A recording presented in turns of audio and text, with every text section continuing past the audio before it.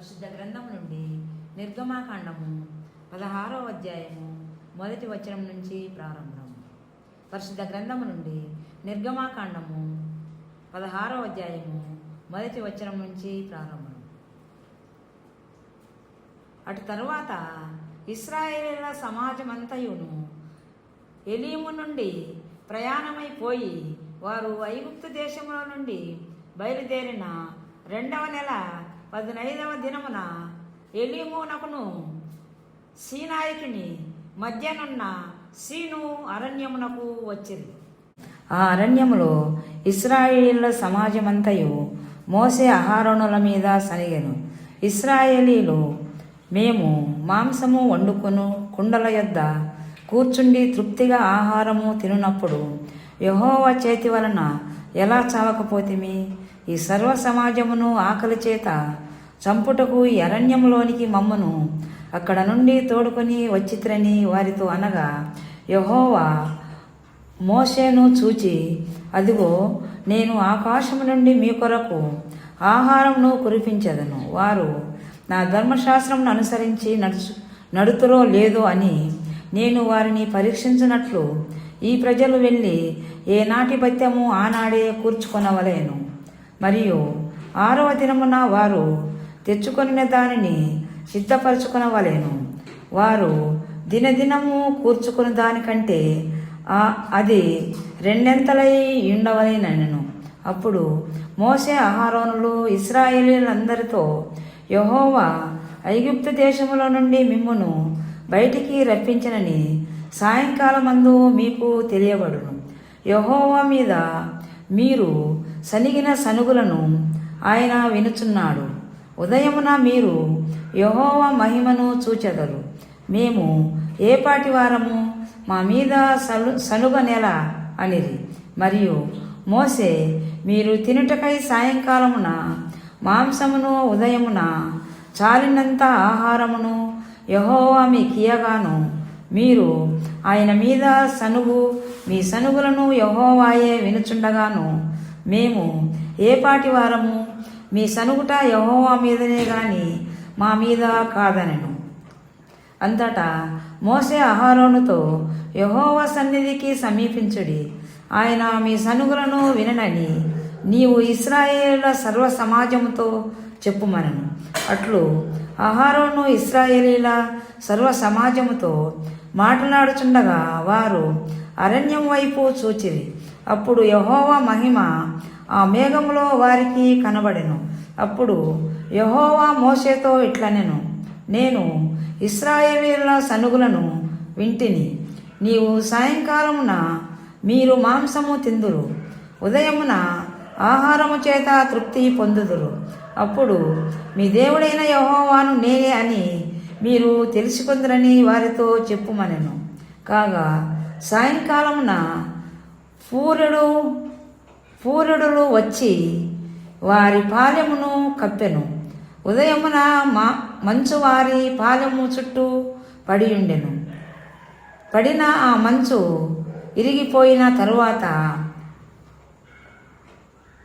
నూగు మంచు వలె సన్నని కణములు అరణ్యపు భూమి మీద కనబడెను. ఇశ్రాయేలీయులు దాన్ని చూచినప్పుడు అది ఏమైనది తెలియక ఇదేమి అని ఒకరితో ఒకరు చెప్పుకొని, మోషే, ఇది తినుటకు యెహోవా మీకిచ్చిన ఆహారం. యెహోవా ఆజ్ఞాపించినదేమనగా, ప్రతివాడును తన వారి భోజనమునకు ప్రతివాడు తన కుటుంబంలోని తలకు ఒక్కొక్క ఓమేరు చొప్పున దాన్ని కూర్చుకొనవలే. ఒక్కొక్కడు తన గుడారములోనున్న వారి కొరకు కూర్చుకొనవలే. ఇశ్రాయేలీయులు అట్లు చేయగా కొందరు హెచ్చుగాను కొందరు తగ్గుగాను కూర్చుకొనిరి. వారు ఓమేరుతో కొలిచినప్పుడు హెచ్చుగా కూర్చుకొనిన వానికి ఎక్కువగా మిగులలేదు, తక్కువగా కూర్చుకొనిన వానికి తక్కువగా కాలేదు.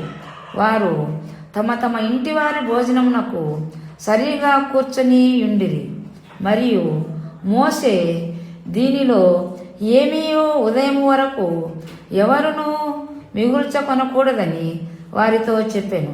అయితే వారు మోషే మాట వినక కొందరు ఉదయం వరకు దానిలో కొంచెము మిగుల్చుకొనగా అది పురుగు పట్టి కంపు కొట్టి మోషే వారి మీద కోపపడగా వారు అనుదినము ఉదయమున ఒక్కొక్కడు తన ఇంటి వారి భోజనమునకు తగినట్టుగా కూర్చుకొనిది. ఎండ వేడిమికి అది కరిగింది. విశ్రాంతి దినము, అది యెహోవాకు పరిశుద్ధమైన విశ్రాంతి దినము. మీరు కాల్చుకొనవలసినది కాల్చుకొనుడి, మీరు వండుకొనవలసినది వండుకొనుడి. మోషే ఆజ్ఞాపించినట్లు వారు ఉదయం వరకు దానిని ఉంచుకొనిది. అది కంపు కొట్టలేదు, దానికి పురుగు పట్టలేదు. మోషే, నేడు దాని తినుడి, నేటి దినము యెహోవాకు విశ్రాంతి దినము, నేడు అది బయట దొరకదు. 6 దినములు దాన్ని కూర్చుకొనవలేను. విశ్రాంతి దినమున అనగా 7వ దినమున అది దొరకదనెను. అట్లు జరిగెను. ప్రజలలో కొందరు 7వ దినమున దాన్ని కూర్చుకొన వెళ్ళగా వారికేమీ దొరకకపోయెను.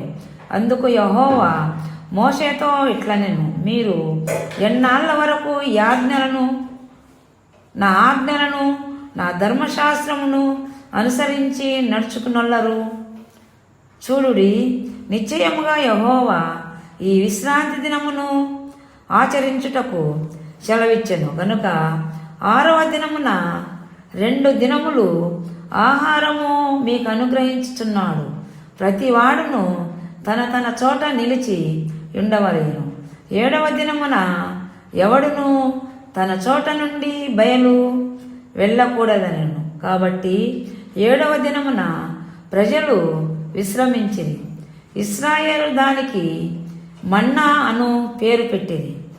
అది తెల్లని కొత్తిమీర గింజ వలె నుండెను. దాని రుచి తేనెతో కలిపిన అపురూపము వలె నుండెను. మరియు మోసే ఇట్లనెను, యెహోవా ఆజ్ఞాపించినదేమనగా, నేను ఐగుప్తు దేశము నుండి మిమ్మును బయటికి రప్పించినప్పుడు అరణ్యములో తినుటకు నేను మీకిచ్చిన ఆహారమును మీ వంశస్థులు చూచున్నట్లు వారు తమ యొద్ద ఉంచుకొనుటకు దానితో 1 ఓమేరు పట్టు పాత్రను నింపుడనెను. కాబట్టి మోషే అహరోనుతో, నీవు 1 గిన్నెను తీసుకుని దానిలో 1 ఓమేరు మన్నాను పోసి మీ వంశస్థులు తమ యొద్ద ఉంచుకొనుటకు యెహోవా సన్నిధిలో దాన్ని ఉంచుమనెను. యెహోవా మోషేకు ఆజ్ఞాపించినట్లు ఉంచబడుటకు సాక్ష్యపు మందసము ఎదుట అహరోను దాన్ని పెట్టింది. ఇశ్రాయేలీలు నివసింపవలసిన దేశమునకు తాము వచ్చు 40 ఏండ్లు మన్నానే తినుచుండిరి. వారు కానాను దేశపు పొలిమెరలు చేరు వరకు మన్నాను తినిరి. ఓమేరు అనగా యపాలు 10వ భాగం. ఈ మట్నకు పాఠం సరి.